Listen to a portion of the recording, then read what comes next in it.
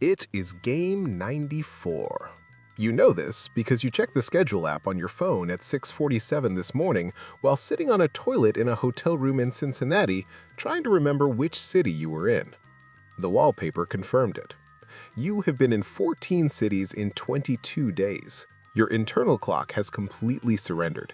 It filed a formal complaint somewhere around game 61 and has not been heard from since. You are standing in the batter's box right now, 6th inning. The stadium is 2/3 empty on a Tuesday. The guy in the third row is eating a foot-long bratwurst with the posture of someone who drove 40 minutes and is going to get his money's worth whether or not anything interesting happens on the field. You respect him. He is exactly as tired as you are, and he is still here. A 94-mile-per-hour slider breaks out of the strike zone at the last possible millisecond. Your body swings anyway. Your brain issued the command 180 milliseconds ago, before the ball revealed what it actually was. And your body, loyal to a fault, executed the order without question. You miss by 8 inches. Strike 2. You step out of the box. You adjust your gloves. This is not a strategic pause. This is your nervous system quietly rebooting. You've taken somewhere in the neighborhood of 12,000 at-bats in your professional career, across minor league bus trips and big league afternoons and night games that bled into mornings. You should be better at this by now. Statistically, you are. You're hitting .271. You know because someone in the media section is holding a tablet that updates in real time, tracking every micro-failure at a precision that would have gotten a man fired from NASA. Here's what the schedule looks like from the outside. 162 games, 6 months, 27 outs per game. Simple. Here is what it looks like from the inside. 162 games in 183 days, which means 21 days off spread across an entire baseball season like raisins in a gas station granola bar. Technically present, never where you need them. You will play in 30 different cities. You will sleep in your own bed on 43 of those nights. You will spend the other 140 nights in hotel rooms that are perfectly adequate and completely interchangeable and have not once, in 6 years, felt like anything other than a hotel room. The travel alone would destroy most people. In April, you flew from the East Coast to the West Coast, gained 3 time zones, played a 7:10 p.m. game that felt like 10 p.m., flew back overnight, and reported to the ballpark at noon the next day looking like a man who had been mailed somewhere against his will. The team's travel coordinator has a spreadsheet that accounts for all of this. The spreadsheet does not account for the fact that your circadian rhythm is not a spreadsheet. You make $4.1 million this year. You have heard this number used as a reason why you are not allowed to complain about anything, ever, for the rest of your natural life. This is technically correct. It does not make your knees feel better. Opening day, you believe. Genuinely. The stadium is full. The grass is so green it looks like a set, and a man in a suit throws the ceremonial first pitch with the form of someone who just remembered what a baseball is 20 seconds before walking to the mound. You cheer for him. Everybody cheers for him. The season stretches out ahead of you like a highway you cannot see the end of, and for approximately 11 days, that feels exciting rather than threatening. By the 3rd week of April, the highway metaphor has been updated.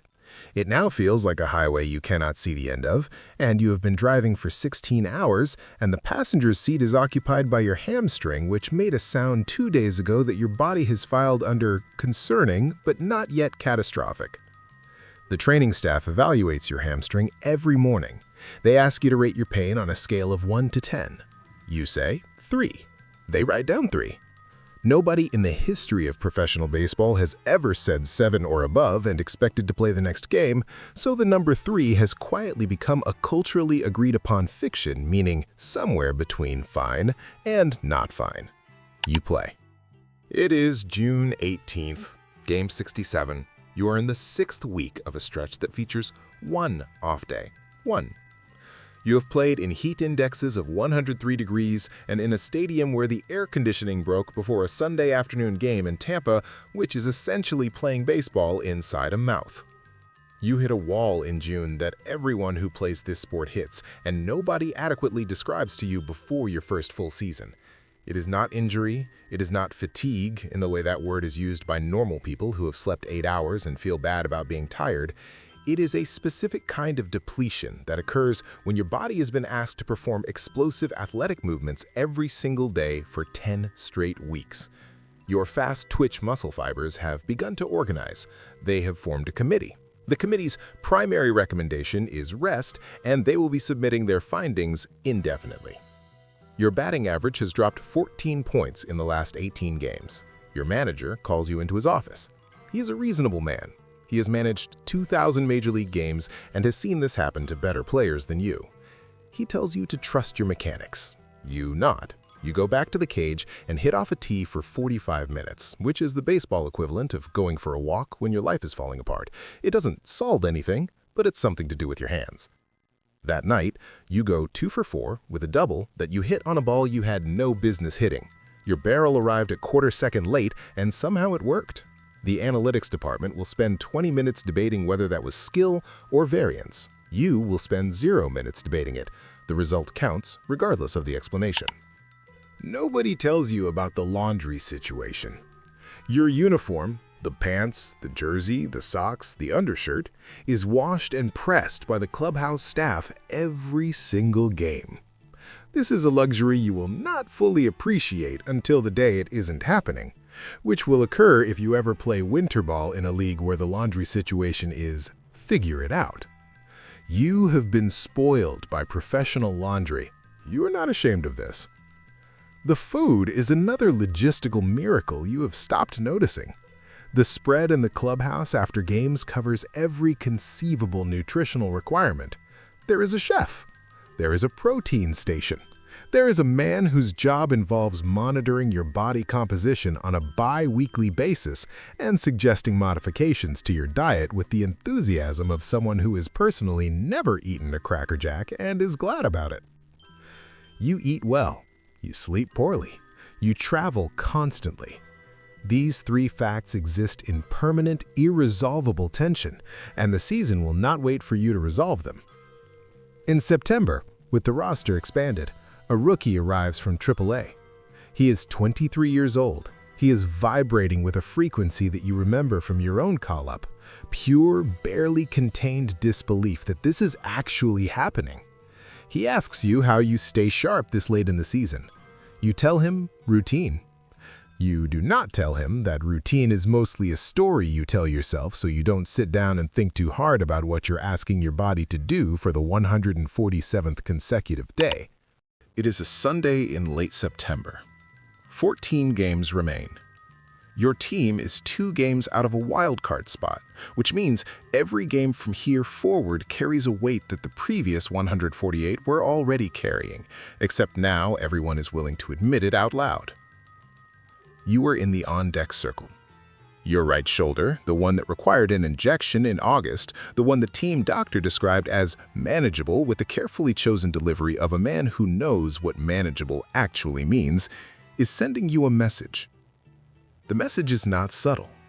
The message is approximately 140 decibels and translates to, "We need to have a conversation about the next 5 years." You stand in the box. The pitcher is throwing 97 today, which in September means he has been saving something. His arm has been doing the same calculus yours has, and apparently his math came out better. He throws a 4-seam fastball at the inner half of the plate.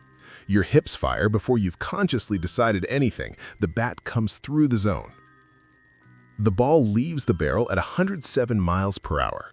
Exit velocity, the scoreboard will display in approximately 1.3 seconds because the scoreboard is now capable of processing your performance faster than you are.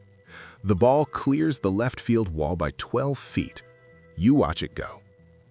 You start running. Your shoulder is communicating loudly, but you are not listening right now. There are 14 games left, and your team is 2 back, and the man in the 3rd row, a different city, same posture, is on his feet. You round first, round second. You slow to a trot at third, pointing at the dugout. Your teammates do the things teammates do. Someone will say something later in the clubhouse that you will remember for a long time. Not because it was profound, but because it was specific to this day, this team, this version of a season that is almost over. The season ends in October. Not in a playoff run. You fell 3 games short, which is close enough to hurt and far enough to not have a great story about it. You clean out your locker on a Thursday afternoon. You pack a duffel bag with the personal items that accumulated over 6 months in a professional clubhouse.